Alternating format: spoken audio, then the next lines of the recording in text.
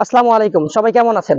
গুরুত্বপূর্ণ বিষয় নিয়ে আপনাদের সঙ্গে একটু আলোচনা করতে আসলাম। আর সেটা হচ্ছে গতকালকে ফরিদপুরের একটা বিষয় আপনাদের সঙ্গে একটু ধারণা দিতে চাচ্ছি। ৭ বছরের একটা বাচ্চাকে কি নির্মমভাবে নির্যাতন করে একটা ব্যক্তি সে ধর্ষণ করার পর হত্যা করছে এবং সেই ধর্ষণকারীকে এলাকাবাসী পিটিয়ে নির্মমভাবে হত্যা করছে। এখন এখানে সমস্যাটা হচ্ছে, আমি আপনাদের একটা বিষয় আপনাদের ধারণা দিতে চাচ্ছি। সেটা হচ্ছে আমাদের মন মানসিকতা কতটা নিচে নামতে পারে আপনারা জাস্ট একটু অনুমান করেন। একটা ৭ বছরের বাচ্চা মেয়েকে ধর্ষণ করে এবং তাকে নির্মমভাবে হত্যা করা হয়েছে। আপনারা নিচের যে ভিডিওটা আছে ভিডিওটা দেখুন, তারপর আপনারা মন্তব্য করবেন আশা করছি। না না এখন বেঁচে নাই।